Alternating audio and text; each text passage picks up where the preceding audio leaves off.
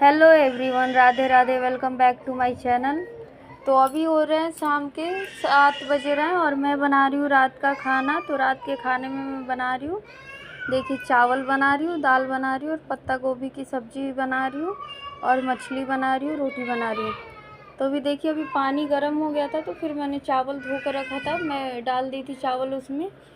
और फिर यहाँ दाल हो रहे थे, मेरे दाल हो ही चुके थे लगभग। फिर मैं यहाँ पत्ता गोभी काट रही थी सब्ज़ी के लिए, और ये सीजन का पत्ता गोभी नहीं है तो ये उतना अच्छा नहीं था, बहुत हार्ड था।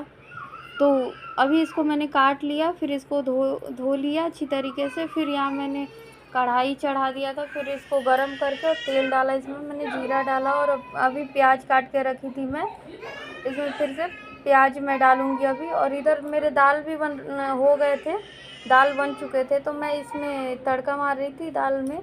तो तेल डाला मैंने और जीरा डाला और हींग डाला, क्योंकि मेरा छोटा बच्चा है तो वो अभी मिर्च उर्च खा नहीं पाता या कोई भी मसाला, तो इसलिए वो प्लेन दाल ही खाता है, तो मैं प्लेन दाल ही बनाती हूँ। और यहाँ मेरे प्याज भून चुके थे तो मैं इसमें सब्ज़ी डाल दी और सब्ज़ी डाल के थोड़ा इसको मिला देंगे, मिला के फिर ढक देंगे और थोड़ी देर इसको तेज़ आंच पर रखती हूँ, क्योंकि इसका पानी जल जाता है। और मैं यहाँ खाना बनाने के साथ साथ किचन की सफाई भी करती रहती हूँ, नहीं तो ये गंदा ज़्यादा हो जाता है बाद में। और इधर था थोड़े बर्तन हुए थे तो मैं साथ में ही धो ली, नहीं तो ज़्यादा बर्तन इकट्ठा हो जाता है, फिर धोने में बहुत टाइम लगता है, इसलिए मैं थोड़ा थोड़ा करके धो लेती हूँ, ऐसे ज़्यादा प्रेशर नहीं पड़ता। उसके बाद यहाँ मुझे मछली बनाना था तो मैं मछली फ्राई कर रही थी, और मछली को अच्छी तरीके से फ्राई करके, और यहाँ मैं बनाऊँगी पत्ते गोभी में मछली का मूड़ा डाल के। तो यहाँ अलग पत्ता गोभी बना रही थी, इसमें से मैं वेज निकाल लूँगी अलग अपने लिए। अभी वो वेज है, अभी उसका चम्मच अलग रखा है हमने, मछली का चम्मच अलग है, और उसको ढक के ही पका रही हूँ मैं, क्योंकि मैं नॉनवेज नहीं खाती हूँ और घर में और सब खाते हैं, तो मैं अपने लिए निकाल लूँगी।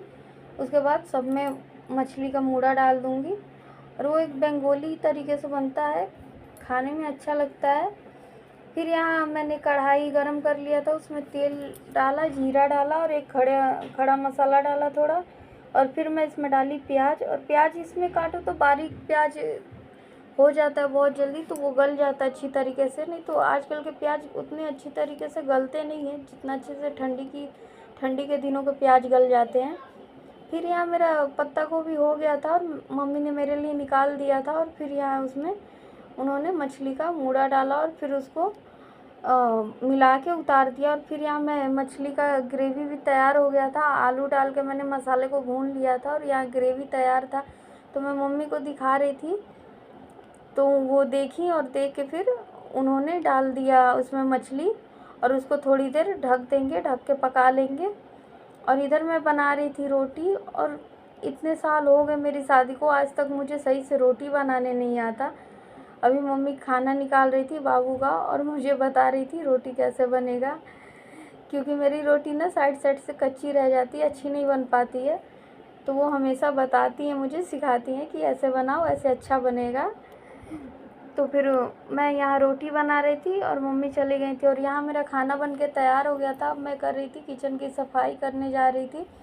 यहाँ मैंने मछली को खाली कर दिया, और ये दोनों सब्ज़ी नॉनवेज थी तो मैंने साइड में उसको अलग रख दिया। अब यहाँ कर रही हूँ मैं किचन की सफाई, और ये स्लैब मैं पोंछ रही हूँ, क्योंकि खाना बनाने के बाद सब्ज़ी बनाओ तो छींटे पड़ जाते हैं, इस पर मसाले तेल के छींटे पड़ जाते हैं। तो फिर मैं यहाँ पूरा ये स्टैंड उतार के चूल्हे की, और चूल्हे को अच्छी तरीके से साबुन से मल देती हूँ, क्योंकि नॉनवेज बनाती हूँ तो अधिकतर उस पर ज़्यादा तेल पड़ जाता है और वो महक आती है उससे, तो फिर उसको साबुन से धो दो तो अच्छा रहता है, क्लीन हो जाता है अच्छी तरीके से।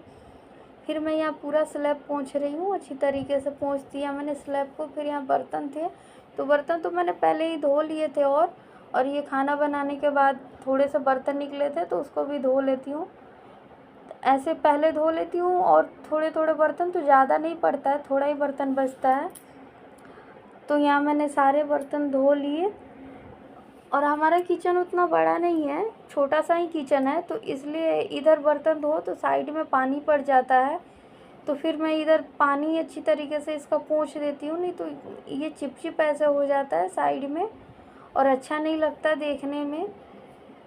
किचन को जितना ही साफ़ रखो उतना ही अच्छा है, उतना ही घर में बरकत आती है। तो फिर मैंने किचन को अच्छी तरीके से साफ़ कर दिया। और ये यहाँ मैं धो रही थी भिंडी, क्योंकि सुबह लंच में बनाना था इसे सबके लिए टिफ़िन में। तो मैंने यहाँ भिंडी को धो दिया और फिर मैं ये किचन में जो कपड़ा यूज करती हूँ उसको मैं धो रही थी। उसको अच्छी तरीके से मैंने धो दिया, धो के और उसको पानी से खंगार दिया। और यहाँ मैं बेसिन भी सफाई कर लेती हूँ साथ साथ, क्योंकि बर्तन धोने के बाद बेसिन गंदा हो ही जाता है। फिर मैं बेसिन जल्दी से धो लेती हूँ। और यहाँ मैंने किचन की अच्छी तरीके से सफाई कर दी। अब मैं जा रही हूँ पोंछा लगाने, क्योंकि नीचे ये थोड़ा सा गिर जाता है कचरा। तो मैं यहाँ पोंछा लगा रही हूँ। और आपको मेरा वीडियो कैसा लगा अब कमेंट